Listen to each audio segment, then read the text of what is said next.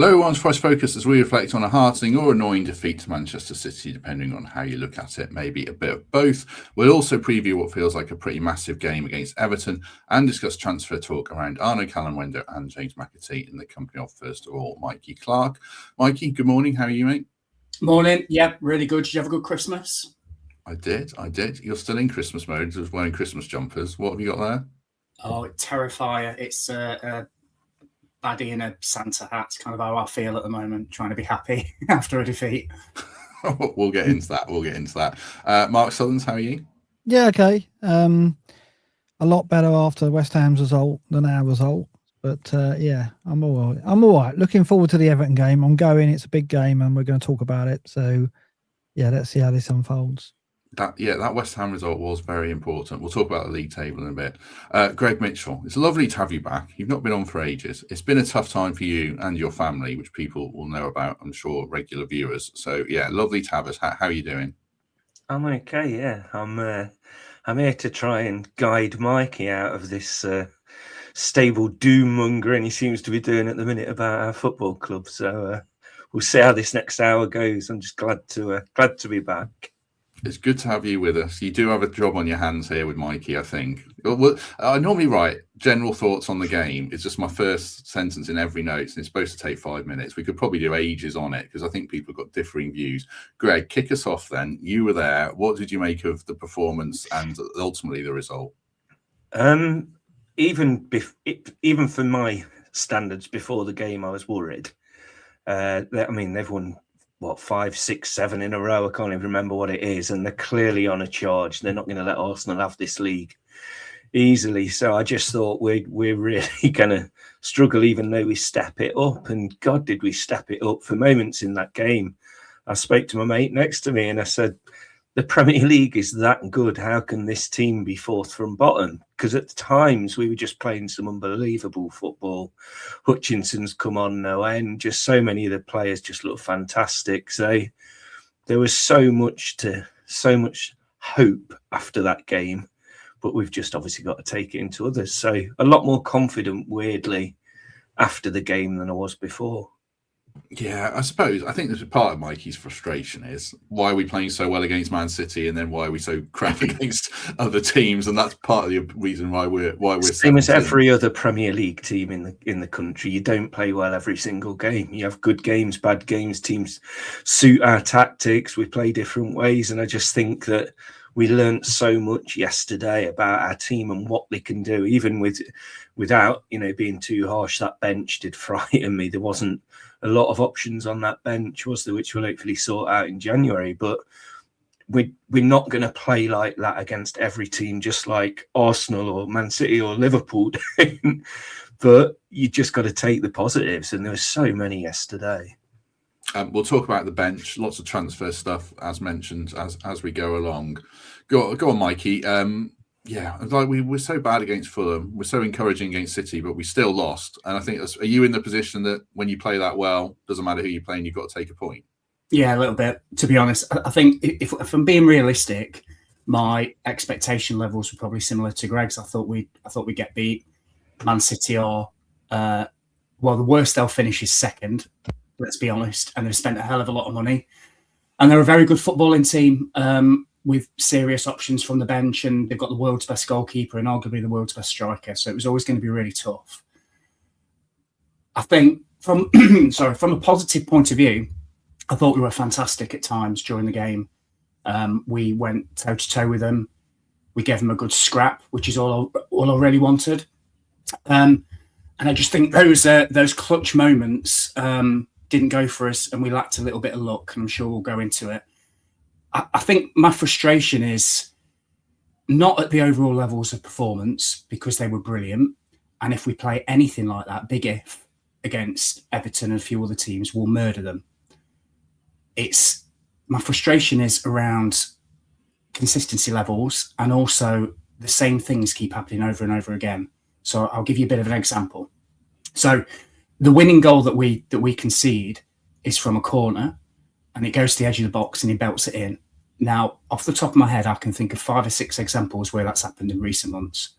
So once or twice against Arsenal, Man United, Swansea, Chelsea to Reece James. It's over and over again. So I'm fed up of seeing the same goals being conceded. And it really hurts because we didn't deserve that. We were absolutely fantastic other than those last 10 minutes. So that's something that's in our control, set pieces. We were garbage with them going forward. We looked very shaky at the back and let in a very similar goal to what we keep conceding. You don't need to give Man City a chance like that. You know, if they're going to beat you, let them beat you with that first goal with the rippers open. Don't mind conceding goals like that, not from a corner. So that's really frustrating. I think also some of the other things that are in our control around substitutions. So on Monday, I was really frustrated that we didn't do anything different and we could have been playing now and wouldn't have scored. And yesterday, there were some players that were out on their feet because they'd given so much. They'd given so much to that football game. And we've spent tens of millions of pounds for options on the bench. And Greg's right, it didn't look as strong as it always does, but there were options. You had Zinchenko, you had Douglas Luiz, you had Bakwa, you had James McAtee. There's 50 million quid right off the top of my head. We didn't use any of them until we went 2-1 down and there's 5 minutes to go. So I'm not sure what Bakwa is supposed to do in 2 minutes. Probably what Kalimuendo was supposed to do in 2 minutes against Fulham. He's got to start using the bench, got to start trusting some of these players. And if he doesn't, then we need to move them on in January because this team cannot go at this level for 90 minutes. We tailed off in that last 15 minutes badly and were exposed by arguably the second best team maybe in Europe. So I know I come across as really harsh, but there are little things that are in our control. If we made better decisions as a football club and as a management team, we could have got something out of yesterday. However, with that said, I don't want to go harsh on them because we were bloody brilliant yesterday. We were really, really good. And I guess my only ask is that level of performance, we just need to bring that to other games because we can't go and stink the place out like we did at Fulham. We can't go and play the team we've got on Tuesday, Everton. We were pathetic up at their ground. If we play like that again, you're going to get up and down, up and down. And I get the human beings and I get you don't get that level of performance all the time. But we can't just turn up when the big boys turn up. You know, the game on Tuesday is absolutely massive. And Fulham did us a favour yesterday. But if you look at West Ham's next couple of fixtures, they've got Brighton and they've got Wolves. And then I think they've got us. So if things don't go right, arguably they could be level or even above us. So we need to take care of our business. So all I'll be saying to the players is, fantastic effort yesterday. A few things we need to tweak. We can get something on Tuesday. All we want is the same level of performance or somewhere there or thereabouts, and that will be good enough. But until you do that, we're going to be stuck in 17th and we're going to be looking over our shoulder. And yes, you see what this team's capable of and their ceiling, and it's high, and it's really high. Now, we were saying in the WhatsApp group yesterday, weren't we, Matt, how can this team go down? How can it, you look at some of those performances? Well, they can because they can't do it consistently. And until we do it consistently, we're going to be stuck in this doom loop, and I'm going to be stuck in this doom loop. And it's frustrating because you see what they're capable of and they're bloody good when they do it, and you just want more of it. So that's my takeaway from the game. Very proud of them, proud of the fans, great tribute to Robbo. We gave them a good scrap yesterday, and we were let down by one or two decisions that we can tweak and that are in our hands. And all I want is a performance on Tuesday that's comparable to that to get us at 3 points, and then I'll probably be in a better headspace. So hopefully I've not been too down and negative, but just little things frustrating me. You've used up your whole speaking allowance there in one answer. I think people agree with both of you in a lot of what you say there, certainly. I mean, we'll talk more about the bench, as mentioned. There's a whole discussion that Mikey leads into about recruitment there. But yeah, I think you both make good points. I can see both sides of it. Mark, you were saying Fulham was a benchmark in terms of performance. The performance was undoubtedly better against City, but we ultimately lost the game. Now we've got a very big game coming up, which we'll preview. What was your feelings on yesterday? Yeah, I echo what Mikey says, really. That's it, really. He said it all for me. No, I think that my expectation was low. I didn't expect us to. I hoped we'd get a point. And, 10 minutes in, I thought, yeah, we can get something from this because we were matching them in a lot of key areas. And for a period of the second half, I thought we got on top after we scored the equaliser. We were on top, and it was one end to the other. It's very reminiscent. I went to the Fulham City game. It's very reminiscent of that game where Fulham really got in amongst City, and it was like a basketball game. And for a period, that's what it was like. And it looked like we were going to get something. And it looked like until, 15 minutes to go, we were going to get something. And I thought we did deserve a point from it. So, yes, yesterday's performance was another one that supports the claim that we shouldn't be worried about relegation, and perhaps we shouldn't be in a relegation fight. But we are, right? And that for the reasons Mikey says, because, we've often followed up a very good performance with a very poor one. And what gets you out of this situation is what Fulham have done. They've just won 3 games in a row with a weakened side. They're not been playing great, but they've managed to get 3 results that has lifted them up to the top half of the table. If we are what many of our supporters say we are, and what I think we are on paper, a better side than Fulham, we've got good players who are certainly a match for them. Why aren't we able to do what they've just done, put 3 results together like that and win 3 games in a row? So we have to prove that. We can't sit here and say we're too good to go down and keep doing what we're doing. So Mikey's absolutely right on that respect. And this is why the Fulham game is important to follow the Spurs one. And now the Everton game is important to follow the Man City performance, because we got nothing from the game, right? What we got from the game, hopefully, is something to build upon for the Everton performance, where I think we can't lose that game. We cannot afford to lose our home games in the situation we're in. We've got to get something from that game, because Villa away is going to be very tough. Villa seem to be winning matches regardless of how they're performing at the moment. So that's going to be very tough. It always is. And then we go to West Ham. I don't want to go to West Ham with them thinking if we beat them, we go above them. And they've got Wolves, right? So you've got to expect they're going to get something at Wolves. So we've got to match that against Everton. So it's a very important game now, and we've got to build on what we showed against City and get a result. I'll just put the league table up. I'll throw it to you, Greg. There's loads of different ways you can look at everything. Obviously, being 17th is bad. Bournemouth are dropping like a stone. They're going to lose Semenyo. Fulham are 10th, and we could have gone above them if we beat them. So, as Mark says, they've won a couple of 0-0s where they play pretty badly by the sound of it. 1-0, sorry, where they play pretty badly. So it can change quickly. So how are you viewing it, Greg, right now, especially with Everton on the horizon? So out of the bottom 9, we're pretty much the form team looking at those miserable sets of results. We've got to get results against Everton, and I'm so confident we will.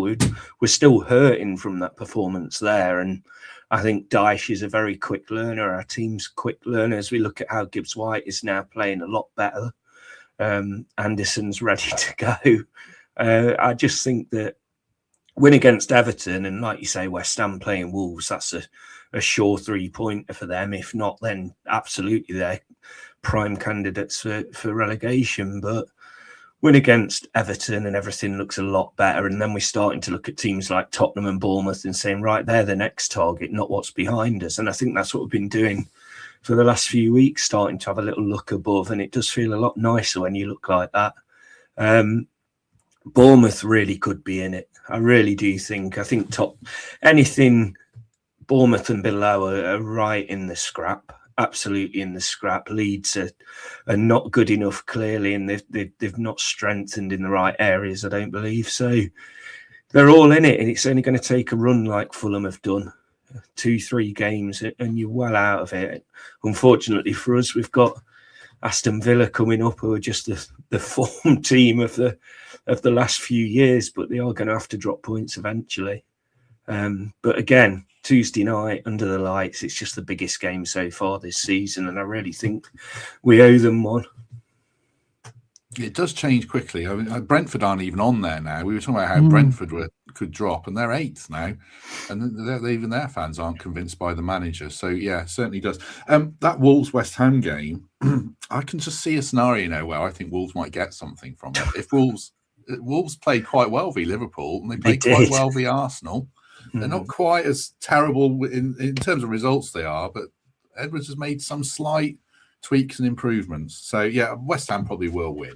I think if Wolves win that, then the pressure on Nuno is just astronomical, isn't it? Draw it. Going again. Yeah. I think so. I think you're right. They've obviously got Brighton and we've got Everton, which we shall talk more about. Just before that, word for the Trent Nav New Year's Eve party on the 31st, obviously, which is a Wednesday apparently. Free entry, free buffet. Just turn up, make a good evening of it. DJ Davo, and is that Tuva the Mover, Greg? I was excited to hear you read that out. So please continue. I don't know. Am I right? Is it Tuva the Mover? I don't know. I've never heard of them. I'm sure they're brilliant. I'm sure they are. I've got to say the nav now over the road is fantastic as well. After the game, when it's a little bit cold and a little bit busy in the nav, you go over there and it's superb now. All the TVs, everything. Yeah, how many tellies have they got in there? Oh, it's brilliant. Dead good. A little bit too popular at the minute though. The first week we went in, we got a table and it was great. But no, superb from them. They just keep giving us more, don't they? Does the goal pass not get us a table, Greg? Does it not? Don't talk about the goal pass. It's like the McDonald. Is it the McDonald? What was the card or the players card, isn't it? Yeah, and they used to have a McDonald's one in the 90s that I think McGregor spoke about once. Yeah, well, we deserve it. Exactly. We should have our own table. We look like idiots. They've got 17 screens anyway, by the way. So, yeah, plenty of screens to enjoy it.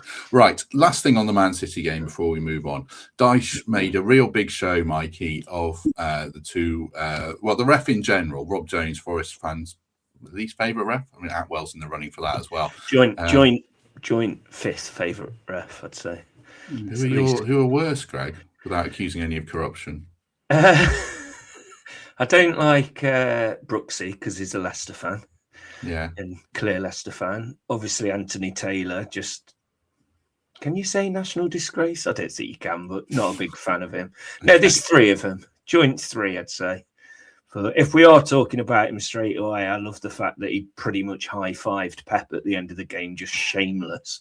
Absolutely. Oh. What is a referee doing that? And smiling that his little hero's there giving him a high five. Just weird. I thought Pep said something and Pep complained about something and he was like, oh, come on. Which probably says something about how he ref the game. I don't know. There were two big incidents. Well, Dyche probably had more, but the two main ones, Mikey, were the Diaz second yellow and the goal for a foul on Gibbs-White. Match the day, interestingly, Wayne Rooney said it was a foul on O'Reilly, which I didn't agree with. And they said it probably was a second yellow, which I'm a bit torn on, really, having watched it back. I can see why it felt the second yellow felt very 50-50, like it probably could have been, but a lot of times it isn't. And if one of our centrals got sent off for that, I would have been annoyed. But equally, I can see why everyone in the chat was saying it was definitely a second yellow. What was your, just quickly, because we've got to move on, but just quickly on those two incidents. Just quickly for me. Okay, I'll try my best. So it's the two incidents. Let's go for the goal first. I don't think it was a foul. However, if that happens outside the penalty box, you probably get a free kick. So there was a time where Nico Williams in the corner in the second half does what he always does, what every fullback does, and you flick your leg out and you go down and you get a free kick. There's not much difference between that and that. The difference is, it was in the penalty box, he didn't give it, which I guess lends itself to the argument, well, if that's outside the penalty box, it probably is a free kick. But VAR just aren't going to overturn that. It's not concrete enough to be a clear and obvious error. But like I said, it probably gets given outside. So I've got not many complaints about that, other than I think we can defend it better, which I said in my first answer. The one I do have complaints about is that second yellow card. So that was right opposite where I sit, literally right opposite as I'm looking at you now. So I saw the defender, was it Diaz? I think it was Diaz, wasn't it? He looks to his, I think it's to his right, towards us in the Clough stand, and he sees him coming across, and he does that and barges him and literally impedes his view. Again, that's a yellow card. So everybody was screaming at that point, and it's just, I think he did bottle that, if I'm honest. I think it's a decision that, how do I phrase this? You see a lot for so-called elite clubs tend to get the rub of the green on some of these decisions. So I've got no complaints about the goal other than what we can do better. But that's a yellow card every day of the week. And I'm fuming that it wasn't given, because they go and score sort of 90 seconds later, and it flips the whole dynamic of that second half. And we came back, yes, we did. But that's just a decision that went for us. But like I said, no real complaints with the goal, and we could have done a lot of things better. But you've got to get those decisions. I mean, I think if that's Milenkovic at Etihad, he gets sent off for that. I absolutely.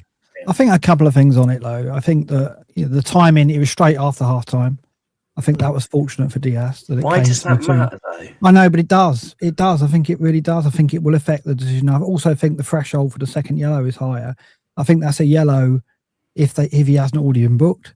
But I think those two things, I think straight after half time and the fact that the referee's thinking, the threshold needs to be higher if that's Diaz. But I do think there was some intent from Diaz there. Diaz is a dark art specialist. I think he's very experienced defender, and it's the kind of thing Milenkovic would do as well, right? He's in the same bracket as Milenkovic, a very experienced, grizzled centre back who knows exactly how to, if they've been caught out, try and get the situation where you take the man out, but you don't get a yellow card for it. I think Diaz played it very, very cleverly because he does have a look, and I think there is some intent there, but he makes it look like it's just a clipping of the heel, which is somewhat accidental. I do question whether it was purely accidental. But I'm not surprised there's not a second yellow there. And what wasn't surprised at all, I wasn't like up in arms going, that should be yellow, he should be off. Just because of the threshold and the timing of it, I think Diaz got away with it, basically. Plus, the ref ain't going to get his little hugging high five at the end of the game as well. The other thing was, later on in the game on the other side, we get the free kick and yellow card, don't we, from a very similar foul, probably even a softer foul. And that's the frustration for me. It's like, what is it? Why is there a threshold? And I know there is, and there's this unconscious bias and everything. But the second yellow, for me, if it's a yellow, it's a yellow. And referees get such leeway in that with this second yellow. It's so frustrating. And I thought... Unless it's Willy Bolly against Bournemouth. If it was for us, if that was Milenkovic, Greg, we would be like, come on, no way is that a second yellow. I think it's a very borderline one, isn't it? I don't know. I think you're thinking, and Pep was as well, because Pep straight away looked at the bench like, we need to get him off. I thought he was going to be after that. Yeah. It was just stupid from a player of his caliber and experience to then do that. For me, he had to go. He really did. It's that early in the second half that he just lost his head again doing that. So it was so frustrating. Yeah. But you wouldn't expect it. And if it was Man City, absolutely the second yellow would come out and convince to that. Let's do that Igor Jesus bit, Mark, that you got, because Igor Jesus rattled both their centre halves. Yeah. Greg says there. And he set up a really good goal, really good assist, picked out Hutchinson fantastically. He's only got one goal in 17 games, and you wanted to talk about possibly why that is. So I've got some charts which I'll put up quickly. You are going to need to talk us through. Yeah, I mean, basically, I've said this before. He's had two big chances. I think he's had 34 shots. I can't quite see all of the. You have to resize that. Don't worry, I can do that while we. Yeah, I think so. The first chart is Chris Wood last season, and this is sorted by big chance percentage. So in terms of what percentage of Chris Wood's shots were big chances, 41% last season. He got 20 goals. 41% of his shots on goal were big chance situations. A big chance, just to explain, is what Opta define as an opportunity where the player is expected to score. So basically, 41% of Wood's chances last season were big chances, situations where he was expected to score. This season, Igor Jesus, although he is third for minutes per shot, so in other words, in terms of strikers in the Premier League, he is shooting the third most frequently behind Haaland and Guiu. Guiu's only had 300 minutes, obviously, but you can see he's up there with Mateta and Haaland, two of the leading scorers in the Premier League in terms of the number of shots per minute. But the percentage of those shots that are big chances is just 5.8%. And that is actually the lowest of any striker with 200 minutes in the Premier League. So in other words, either we are not creating chances of high quality like we did for Chris Wood, or he is not putting himself in situations where we can create for him like we did Chris Wood. And given that we created 41% of chances for Chris Wood that were big chances, how much of it is down to our players not creating the chances, and how much of it is down to Jesus not taking up the positions instinctively where we can create those chances? I think is a bit of both. I think what we're seeing is Igor Jesus is a very, very accomplished centre forward in terms of holding the ball up, linking play. Perhaps, with his creativity as well, perhaps he's a little bit more of a 10. Is he a top class centre forward in terms of finding positions in the box where we can create goal scoring opportunities for him? The data would suggest he's not. So we're in a situation where we've got a player leading our line really who can't replicate what Chris Wood can do in terms of putting himself in goal scoring opportunities or putting himself in situations where we can create for him. So that means we've got to find our goals elsewhere, which is why it was great to see Hutchinson chip in yesterday. It was great to see Hudson-Odoi chip in against Spurs. We need goals from Gibbs-White because it looks as though we've got a centre forward who isn't going to provide us the goals. So we've got to find goals around him. The wide players have got to chip in and Gibbs-White has got to chip in. Now, we just need more of it from those three because there's no doubt with the Chris Wood injury situation and the fact that Kalimuendo isn't trusted and Awani doesn't look like he can achieve what he did at this level anymore, Igor Jesus is going to be leading the line perhaps for the rest of the season. So it's an issue. The data suggests we've got a problem here and we need goals from around the team because it doesn't look as though Jesus is going to provide it for us. But would Chris Wood score those goals in this team, or would we be having a similar conversation, do you think? Well, the data suggests that Chris Wood put himself in situations where we were able to create big chances for him. That's with a different manager.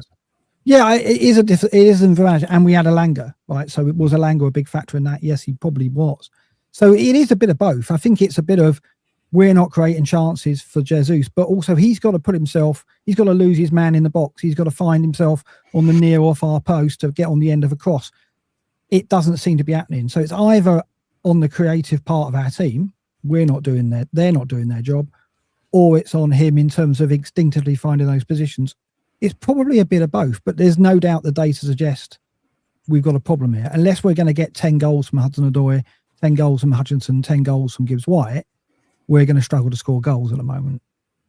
Well, we'll talk about transfers as we go. Let's talk about Everton. They're a team, Greg, who are going to sit in, and it's going to be a low-scoring game anyway. How essential is it that we win this game? We've talked about West Ham, you talk about the league table, you look at Villa and Arsenal on the horizon and West Ham, so there's lots of context around it.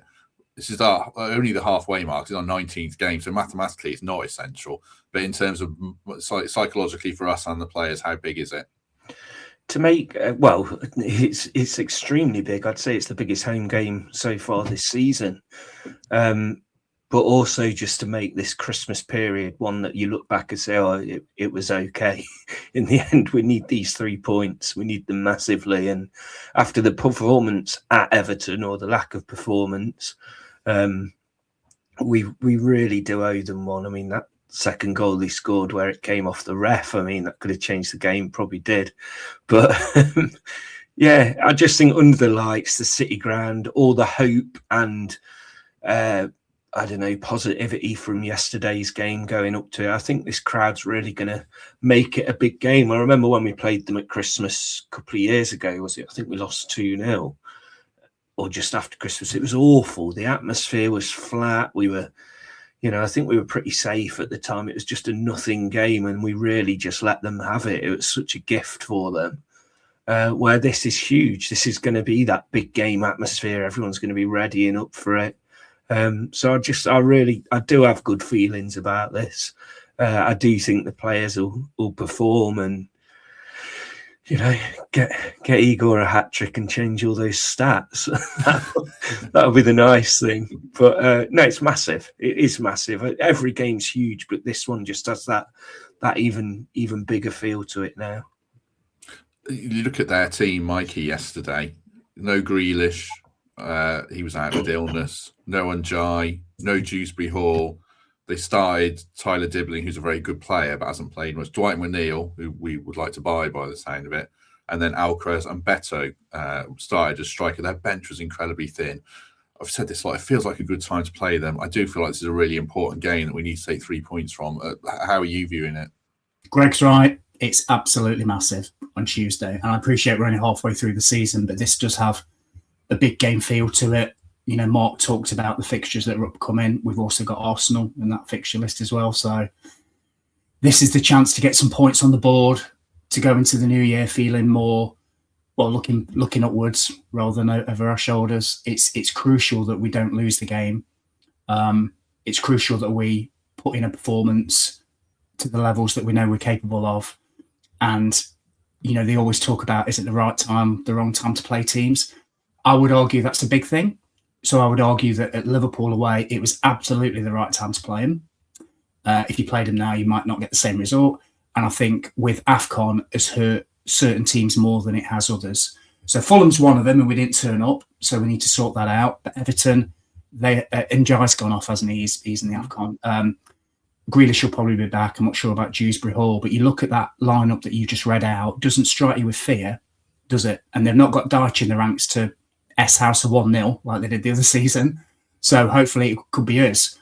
So I just want to get to a stage where I talk about performance levels, but we need to start getting some points on the board. So I don't even mind if we are just average and manage to scrap a 1-0 like we did at Wolves. But we do need to get something from that game to change the narrative a little bit. So, yeah, it's huge. It's massive. It feels like a good time to play them. The crowd will be up for it. Tuesday night by the lights over Christmas. Anything like we saw yesterday will beat them, but it's got to be that level, and we'll have too much for them. So fingers crossed that we all turn up. But yeah, it's massive, and it's weird, isn't it, talking about it halfway through the season? But it does have a big game feel. You can't get away from that, and it's very important that we get something. Let's put up a possible team, and then I'll go to Mark for he can talk more generally. I mean, this is I think this would be unchanged, wouldn't it? Which feels like a good team to pick. I suppose the danger is, Mark, we've seen Dyche not rotate before, and it's really bitten us on the backside. So would you want changes, or would you go with the same team that played well against Man City? I'd say Luiz comes in, doesn't he? I mean, wasn't that does he? I'd have thought so. I'd have thought that Luiz was rested with this in mind. I think that, I mean, if you look at the first City goal, Dominguez completely loses Reinders. I think Dominguez is at fault. I like Dominguez as a player, but he's not. Has he got that instinct of a number 6 to follow his man? I mean, watch the goal back and you'll see Dominguez just lets Reinders run off him. Anderson leaves Cherki in space. Cherki finds Reinders scores. I mean, it wasn't very clever from our perspective. I think we could have stopped that goal, and I wish Dyche would focus more on that than perhaps the referee situation, because I think Mikey said it, we were probably at fault for the second goal as well. So there's issues there. And I think Dominguez, I think Luiz comes in. I think Luiz is a better player, and I think that we're going to need him in midfield, and that should give us the edge. Bunam and Garner against Anderson and Luiz. If it is Dominguez, I still think we should have the edge there. But I would have thought, with Dominguez playing till almost the end of the game, I would have thought that was with Luiz starting this one in mind. Otherwise, I think Anderson, Gibbs White showed a level of performance against City that if they take into this game, they should win it for us, really. And I guess there's a concern about Hudson-Odoi's minutes, Hutchinson's minutes. Have they got the legs to start this game as well? I hope so, because it doesn't look as though we've got players who can come in of their level to replace them in Bakwa and Ndoye. So I do think this will largely be the team, but I do expect Luiz to start over Dominguez. I think Luiz is the one that we need to open doors. So I agree, because I think Everton are going to sit in. It's going to be a sort of a 0-0 who scores first type thing is essential. So I can see why you'd pick Luiz. On changes, Greg? I mean, Mark says there we don't have players to come in of the level. Dyche clearly seems to think that, doesn't he? Because he doesn't seem to fancy half the teams we'll get on to. So are you expecting that kind of side or not? Yeah, I do. I get the Luiz thing. If he's fit, then absolutely. John keeps his place still. I see no reason that he's going to lose his place. The back four picks itself, doesn't it, at the minute? I think once fitness comes in, then Savona will lose his place. But he's just fortunate at the minute that there's no one really there to take his space. You look at that team and it makes you think, if we stayed up this season, and you look at player of the 4 seasons, it's got to be Nico Williams, hasn't it? I thought he was great again yesterday. But yeah, Anderson, Gibbs White are the first 2 on the team sheet, and like you say, it's whether Hutchinson, Hudson-Odoi have the legs. I thought Hutchinson had a lot more of the ball yesterday than Hudson-Odoi. It was all down his side, wasn't it, on both halves? And although people are saying our set pieces and stuff weren't that great, there was a couple of times he put some real good balls in. So, yeah, he's coming from strength to strength, and we need him to have all the minutes possible.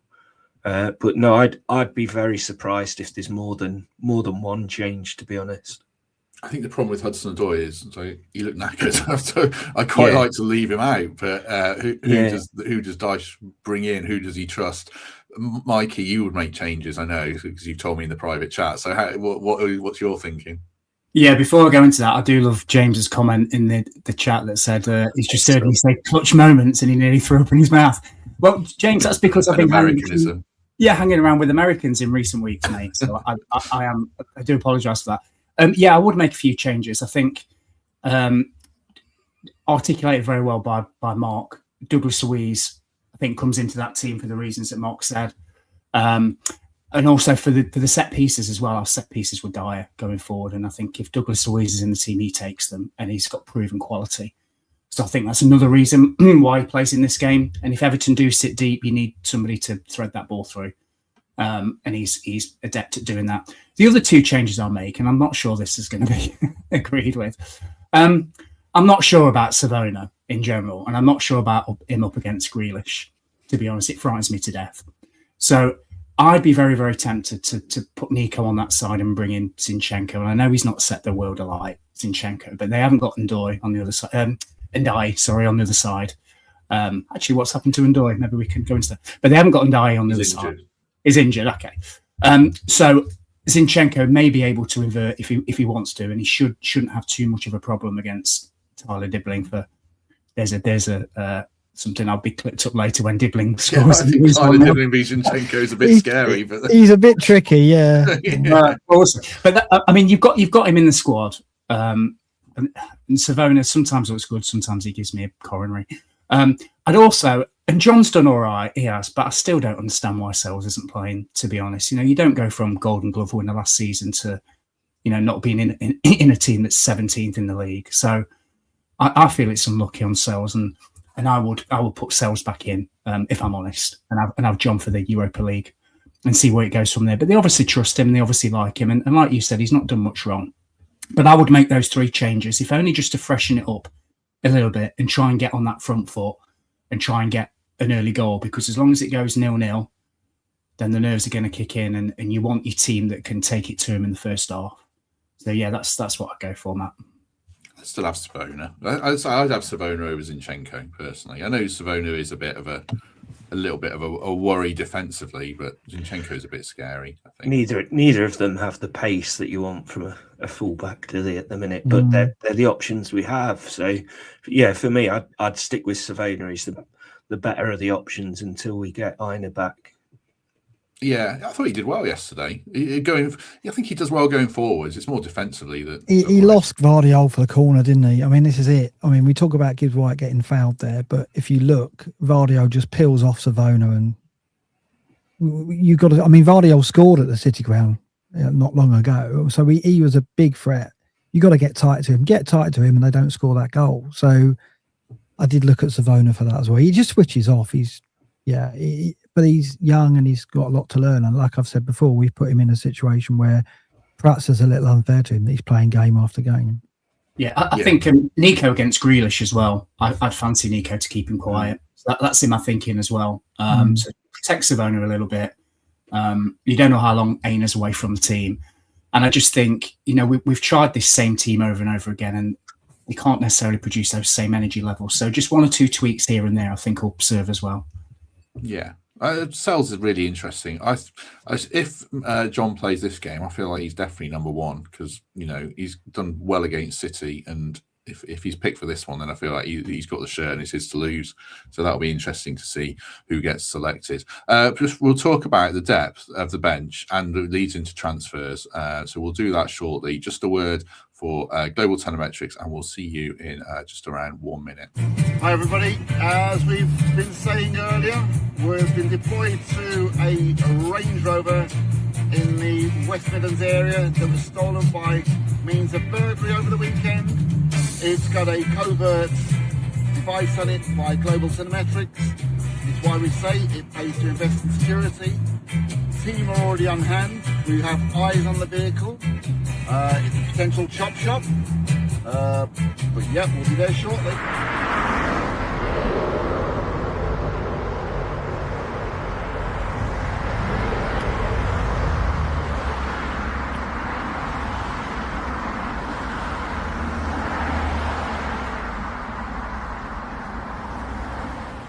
Look, here we are in this shop now. Again, back to the same location.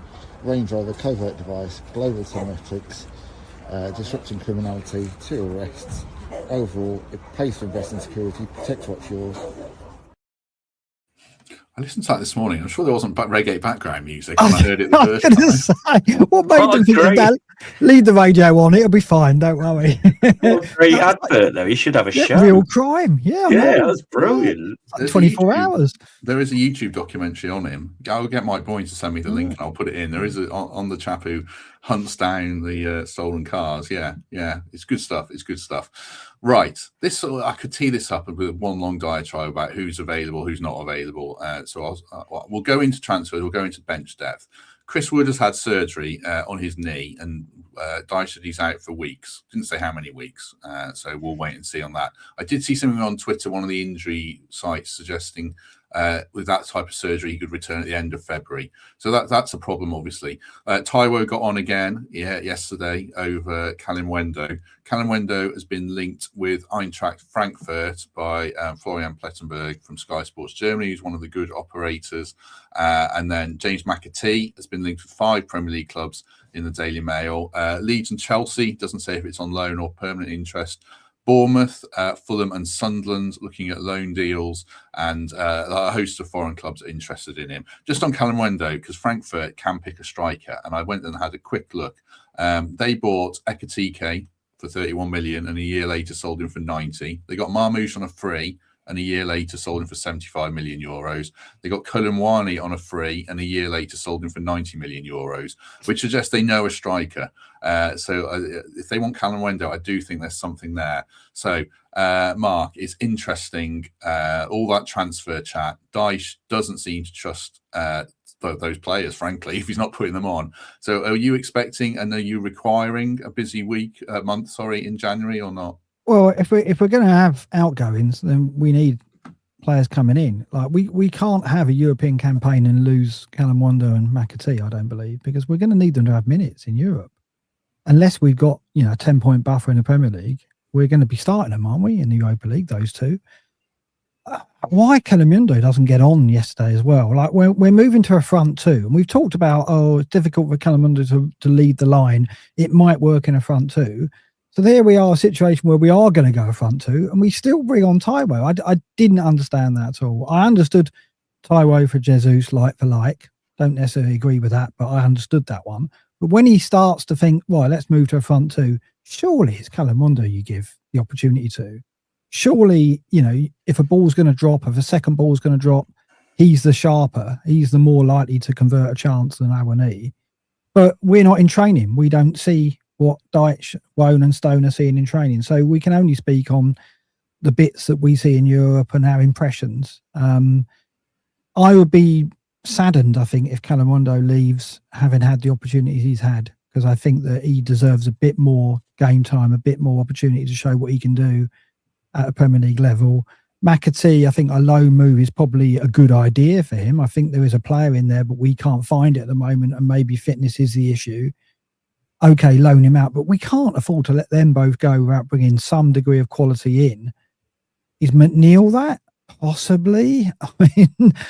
But we'll need backup up front, because Chris Wood, is he going to recover in time? And what we're going to get when he does come back, is he going to take a while to get back to match fitness? So I don't think we can have those outgoings without players coming in, and we haven't really heard too many rumours as yet, have we? So on McAtee, Greg, it's a difficult one. We spent a lot of money on a player who's not getting games. So if he keeps on our bench not playing games, his value goes down. So he needs games. But can we loan into a Premier League club who are in a relegation battle with us, like Bournemouth, like Leeds? Sunderland are probably okay, but might get dragged in. And Fulham are doing okay. So it's only really Chelsea that I'd be comfortable selling him to, but I don't want to have a player not getting matches. So what would you do in McAtee?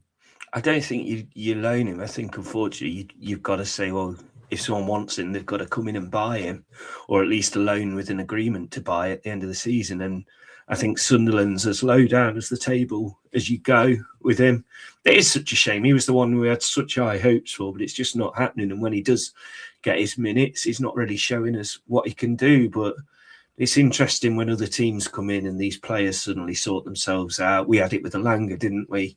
Man United were delighted that we took him, and then we turned him into an absolutely incredible player. And now he's at Newcastle, and you only have to look at the comments from this weekend when he was injured. They were disgraceful, to be honest. So certain players suit certain teams, and at the minute, McAtee just isn't that player for us. And it's a shame, because wherever he does go, I'm sure he will be a fantastic player, and we'll say, why didn't we see that? But his only chances, if he stays with us now, is going to be the Wrexham game and maybe some Europa League games, and he's running out of those chances and those minutes for us now. But I wouldn't be surprised if he does switch it on and somehow turn it on. Look at Hutchinson. By the start of October, we were thinking, what a waste of money this is, but he's turning into one of our better players now. What about Kalimuendo, Mikey? I'll probably come back to Mark and actually comment on Kalimuendo and McAtee if you want. Kalimuendo, I feel like there's a player there, but if Dyche isn't going to use him again, we spent a ton of money on these players. We're not a club that can carry £90 million worth of talent and not use them. So do you just cut your losses and try and make your money back and move on? Yeah, it goes back to what I was saying at the start about utilising the bench and having trust in these players. So a couple of people put in the chat, Taiwo came on because he's tall, right? And I wouldn't necessarily disagree with that. I guess it just depends on what the manager and his team are looking for in terms of their forward options. I always thought that when they bought Kalimuendo and you look at his profile and James McAtee, I struggled to see where they'd fit in our first team. And I thought there'll be options off the bench when we go to a front two, or maybe when they rest Morgan, or McAtee can play off the left or the right. As it's transpired, we're having a pretty awful season all round. So much turmoil, so much upheaval. And these players can't even get minutes even when we're a bit crap most weeks and we're 17th. So I just asked the question, what was the thought process bringing them in the first place? I understand we were trying to maybe evolve a little bit, but that's clearly not worked. Why are teams above us wanting these players when they can't get in our team and we're supposedly worse than these players or than these teams, and we're not having a good a season as some of them? Why Chelsea after him, McAtee? Why as you said, German teams that know, is it Leverkusen, did you say, that are after Frankfurt? Yeah, absolutely. They know their strikers, don't they? So what can they see in him that we can't? Is it because Taiwo's tall? I know I made a joke of it at the start, but is it? Is it because they're looking for that profile of feeding off scraps? That doesn't fill me with enthusiasm, if I'm honest. So I think a decision needs to be made, is where I'm going with this. Mark's right. If these players leave, you have to get somebody in of a profile that you're going to use, and they're not just going to sit on the hands or get 2 minutes like a Bakwa. You've got to use these squad players. If we don't get anybody in, then we're in trouble in the Europa League. But either way, it goes back to the original question of what was the thinking to bring him in the first place? It's just muddled thinking for me. I can't understand why Kalimuendo doesn't get more chances. Mark did a great piece at the start about how good Jesus is. He's not going to get you the goals in the way that he plays at the moment in this team. You've got a guy that got 15 or so goals in France last season. He's coveted by a lot of teams. Yes, he's a bit smaller, but you look at our goal yesterday. Absolutely brilliant. On the deck football against arguably the second best team in the league. So we are capable of it. I don't want to bag Taiwo, but he shouldn't be ahead of Kalimuendo. There's obviously something with McAtee as well. And we need to have this discussion about what to do with him. I agree with Greg. I think if he's not going to play in a team that's struggling and in numerous competitions, he's just not going to play. So there's no point loaning him to a rival or even a team above us where you're probably going to rip it up. You've got to try and get your money back and reinforce. But yeah, I think those two are not disappointing in terms of their performances. It's just, McAtee has a little bit. But it's more the fact that they're just not being used. And I looked at that bench yesterday and I just thought, come on, proactive subs. And we can't get to a stage where we've got the money on the bench. The money needs to be on the pitch. Yeah. And if the money's not being spent on those players and they're not the right players, then we need to make some moves in January. But yeah, I was advocating a couple of weeks ago about a steady January. I've completely flipped. I think if we're not going to use them, then we need to make strides very early in the window. Otherwise, the season could run away from us. So yeah, I feel sorry for Kali. In answer to your question, I think he's probably wondering what's going on. Yeah, I'll go back to Mark in 1 second. Yeah, McAtee were in right up for that game as well, so I would have thought him was worth an opportunity with 15 minutes, or Bakwa when Hudson-Odoi was knackered. Greg, I didn't ask you about Kalimuendo. What would you do with Kalimuendo then, Greg? Well, the problem is if Dyche is not playing him because he's small, he obviously wasn't a Dyche player. It was 2 managers previous. His contract will run, sadly, probably longer than the managers will. So if you're a club, you're thinking, right, he doesn't suit this manager, but does he suit the next? That's just how football is these days. I'd just love to see him given more time. And the only options for that are the Europa League game. If we win a next one, maybe put him in to start that and starting against Wrexham and then see what happens. And it can't just all be about height. It can't. Well, you wouldn't pay is, Michael Owen in his prime because he's not tall enough. It's, But if it is, Greg, we're up against Tarkowski and Keane next, right? 2 centre backs who, if we're throwing balls into the box, they'll go, thank you very much, we'll take this all day. Yeah, We've got to have a different way of causing them problems. Kalimundo's ideal for that. Low centre of gravity, bit of pace, run the channels. If you're Tarkowski and Keane or you're David Moyes, you're like, I don't fancy that much. If we're just throwing balls into the box for Jesus against those 2 centre backs, we're not going to get anywhere. So I do hope that it isn't the theory that, Dyche put Tyre on because he's big and tall. You know, we can't in one breath say Sean Dyche is a manager who's never had quality and there's more to him than that, and then go, oh yeah, but he threw Tyre on because he's big and tall. Well, I'd like to think that Dyche is sitting down going, right, how can we cause Everton problems? They've got 2 big centre backs. Plan A isn't going to work. Kalimuendo and McAtee could help with Plan B. Well, let's see. This is it. Let's see. If we're just going to throw aimless balls into the box and come out with a 0-0, then the criticism will be there again, like it was in the Fulham performance. I think so. I mean, you could start both of them, and then you can rest Callum Hudson-Odoi, and then you can have him as an option off the bench. But we'll see. We'll see. I think, gosh, the time's ticking. Mark's got to go in 4 minutes. It all comes back to muddled recruitment. I think, like recruitment around managers as much as players. You sign players for one manager, and then you end up with different players for another manager, and you've sunk 200 million quid in, and you can't just not use them. So it's a bit of a mess, and it's going to need sorting, really. Were those players signed for any manager in mind, or were they signed for a philosophy or approach in mind without any manager having any input? That's the question. But that's going back months, isn't it? Hutchinson's the perfect example, though, when you read into his interview saying one manager basically never spoke to him, another was never going to play him, and Dyche has got him and turned him into this fantastic player already. So can he do that to McAtee and Kalimuendo though, or not? I don't know. Yeah, will he? Well, we've got 1 out of 3 is a good turnaround for now. I'll take that. Yeah, well, 50% of transfers, if they come off, are good, and then what do you do with the other ones? You move them on, and the question is, do you move them on quickly or not? I guess. Right, we've done an hour. We'll do lots of transfer chat over January. We'll probably have versions of that conversation over 31 times before the window closes. Mark, anything you want to add before we go?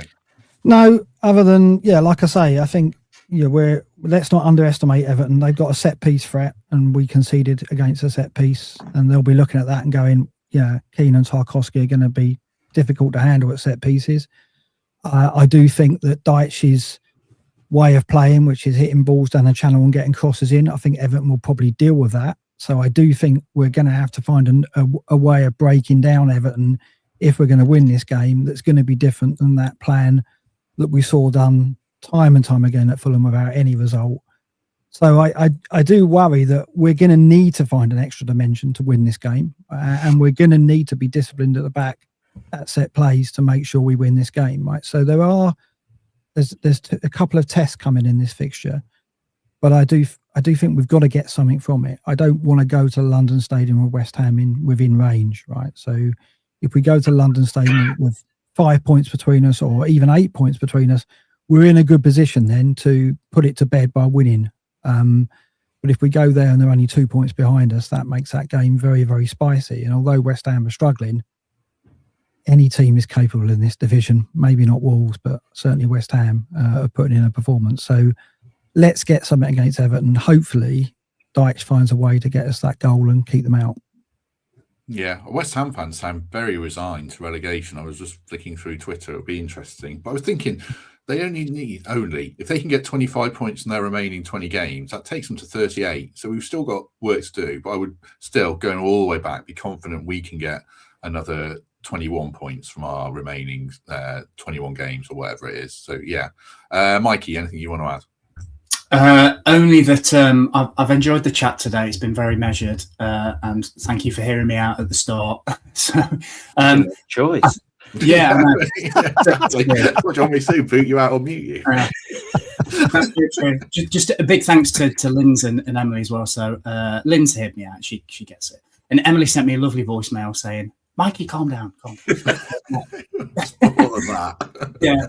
Thanks to those ladies for fixing me a little bit. But yes, I think just in summary, I saw so much yesterday and I was so proud of them. And I just think if we tighten up those little bits, we'll be all right. But I echo what Mark's just said. Got to try a plan B. Has to have a plan B on Tuesday because it's going to be really tight. And if we have a plan B and it works, I'll come on here and I'll be like, right, brilliant, excellent, fantastic. I just don't want to see more of the same. Lump it in the box if it's not working, like at Fulham. So we get a few decisions as well. Good stuff. Greg, final word to you. Anything you want to add before we go?